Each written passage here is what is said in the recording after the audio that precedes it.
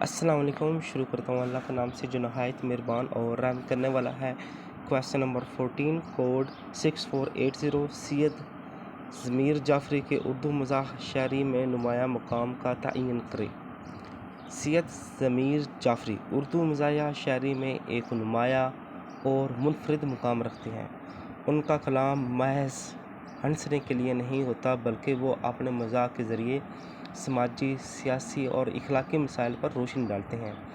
ان کی شاعری میں شعور، فہم، سنجیدگی اور اصلاح کا عنصر پوشیدہ ہوتا ہے۔ سید ضمیر جعفری کا اردو مزاح شاعری میں نمایاں مقام۔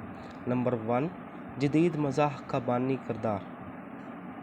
سید ضمیر جعفری کو اردو مزاح شاعری میں جدید طرز اظہار کا بانی کہا جاتا ہے۔ انہوں نے روایتی طنز و مزاح سے ہٹ کر نئے اسلوب، نیا لہجہ، نیا انداز متعارف کروایا۔ نمبر 2، زبان و بیان میں سادگی۔ ان کی شاعری کی سب سے بڑی خوبی سادہ اور عام فہم زبان ہے۔ وہ مشکل الفاظ یا مبالغے سے گریز کرتے اور سادہ الفاظ میں گہری بات کہہ جاتے جو پڑھنے والے کو سوچنے پر مجبور کر دیتی۔ نمبر 3، سیاسی اور سماجی شعور۔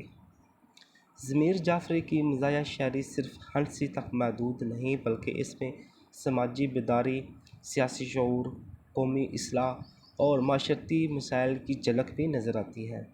وہ سیاستدانوں کی نااہلی، کرپشن، تعلیمی نظام اور عوام کی بے حسی کو اپنے طنزیہ انداز میں بے نقاب کرتے ہیں۔ نمبر 4، طنز و مزاح میں توازن۔ ان کی شاعری میں طنز اور مزاح کا ایسا خوبصورت امتزاج ہے کہ پڑھنے والا ہنستے ہنستے سنجیدہ پیغام بھی سمجھ لیتا ہے۔ نہ تو ان کا مزاح سطحی ہوتا ہے نہ ہی طنز تلخی سے بھرا ہوتا ہے۔ نمبر 5، اصلاحی پہلو۔ سید ضمیر جعفری کا مزاح مقصد نہیں ہوتا بلکہ اس کا مقصد معاشرے کی اصلاح ہوتا ہے۔ وہ ہنسی کے ذریعے سچ بات کہنے کا فن بخوبی جانتے تھے۔ اگر ہم اوورآل بات کریں، سید ضمیر جعفری اردو مزاح شاعری کے ان چند شعراء میں شامل ہیں جنہوں نے طنز مزاح کو ایک باوقار مقام دیا۔ ان کی شاعری نہ صرف محفوظ کرتی ہے بلکہ پڑھنے والے کے دل و دماغ کو بھی جھنجھوڑتی ہے، بیدار کرتی ہے۔ وہ بلا شبہ اردو ادب میں مزاح کے ستونوں میں سے ایک ہے اور ان کا کام آنے والی نسلوں کے لیے مشعل راہ ہے۔